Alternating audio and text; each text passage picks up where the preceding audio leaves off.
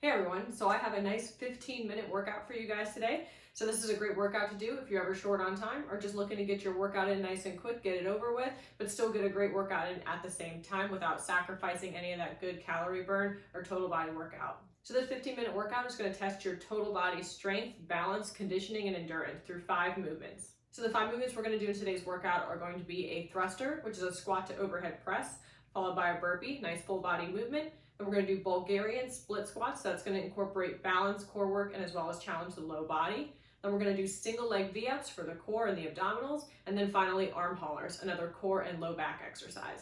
So we're going to keep the rep scheme nice and simple for this workout. We're going to do 7 reps of every exercise as you go through the 5 exercises. And then you'll just simply cycle through all 5 of these movements for 15 total minutes. Now, since this is just a 15-minute workout, you want to try to move consistently and rapidly through all the movements for 15 minutes total without resting or taking breaks during this workout. That way you can really maximize your calorie and energy output during this time to make it the most effective workout possible in the 15-minute time period. So for the thruster, our first movement, that's our squat to overhead press. You're going to need a little external resistance for this. So if you have dumbbells, you can use those. Otherwise, a couple of canned goods are going to work just fine. And as a reminder, whatever objects you're using, make sure that they're of equal or at least very close to equal weight since you're holding one in each hand. We want to keep the body nice and balanced. So for our thruster, we want our feet hips width apart, just like we're setting up for a basic body weight squat. So the weight's going to stay through the heels as we perform this exercise. So we're going to bring the arms up over the shoulders with the elbows facing inward towards the body. We're going to drop into a squat, keeping the chest up like we're sitting back into a chair. And as we come out of the movement, we're going to push the arms straight up overhead for the overhead press. So again, drop into that squat, shoot the arms up overhead as you extend out of the squat.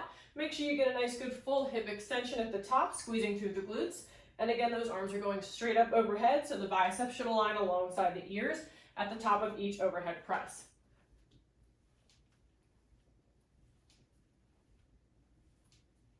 So after your 7 thrusters, we're going to move to the 7 burpees. So remember, for our burpee, we're going to start by hinging from the hips, dropping the hands to the floor, jumping the feet back, dropping the body all the way to the floor, pushing back up, jumping the feet in towards the hands, and then jumping up overhead, reaching the arms up to the ceiling and extending those hips at the top of the burpee.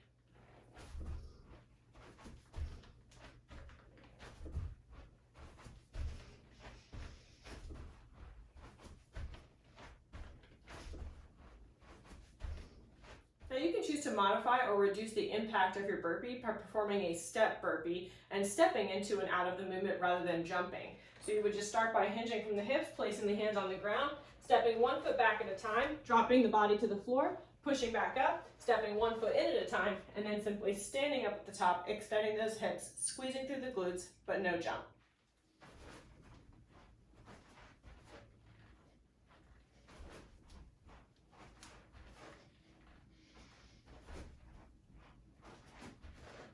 So after the 7 burpees, we'll move next to the Bulgarian split squat. And for this exercise, since it's a unilateral movement, working only one side of the body at a time, we'll perform 7 reps on each side. So for a Bulgarian split squat, it's a balance-focused lower body exercise. So we're not only integrating lower body strength, but also core strength as well. You want to start by placing the top of one foot on a surface, elevated surface like your couch or your bed. The other foot is going to come out just a little bit away from the front of the hip, so that way you should be able to see the top of your foot at the standing position at the top. So this way from here, as we bend into this front leg to drop into that lunge position, this front knee should not exceed the toes. It should remain over the top of the foot. And then we would simply push through that front leg to return back up to full extension at the top of our starting position.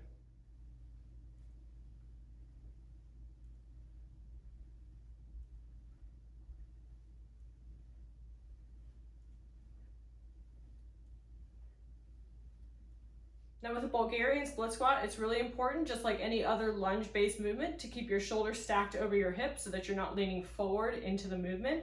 And you also want to make sure that you get that nice good stretch through that hip flexor of the leg that's propped up on the elevated surface. So try to drop as low as you can into each repetition. So next, after our Bulgarian split squat for 7 each, is going to be our single leg V-up, also for 7 on each side. So our single leg V-up's a nice abdominal movement. We're going to keep the legs fully lengthened. So this movement is going to be a simultaneous effort of the lower and upper abdominals working together.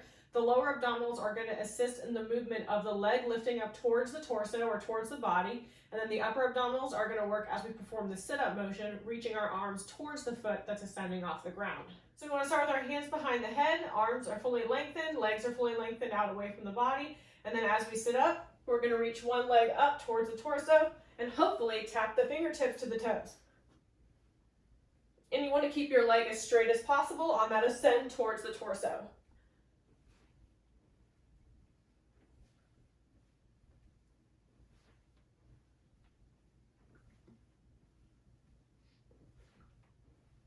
Now, a great modification to the single leg V-up is to perform a single leg knee tuck. This is going to shorten the length of the leg rather than keeping it fully extended. We're going to bend it closer to the body, which is going to reduce the range of motion required to perform the movement. It's also going to reduce the demand of work on the core to execute the movement, making it just slightly easier. So for our single leg knee tuck, we're going to start with the hands behind the head, just as we did for the V-up. But as we come up off the ground, instead of pulling the leg up towards the torso, we're going to pull the knee in towards the torso and then just press the arms down alongside the knee.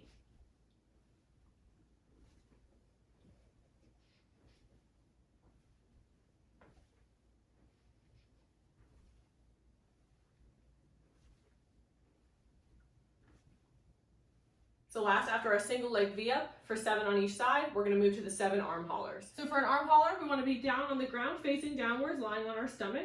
The hands are going to be right alongside the body with bent elbows to start. We want to make sure we keep our gaze towards the floor, so that way our neck stays in a nice neutral position to the spine. The legs are going to stay down on the floor for this exercise.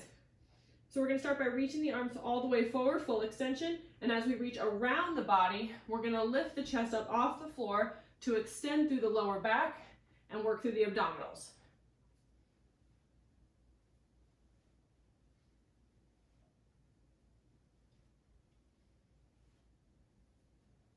So those are your 5 movements for today's workout. Again, it's going to be a total body workout. It will be challenging if you continue to push yourself to move quickly, cycling through the 7 reps of each of these exercises, as many rounds as you can accomplish in that 15-minute time period. Remember to set a timer for yourself as an assist to this workout so you can keep an idea of where you're at as you're going through it. And also try to set a goal for yourself of how many rounds maybe that you hope to accomplish so that you have something to push yourself towards as you go through the workout.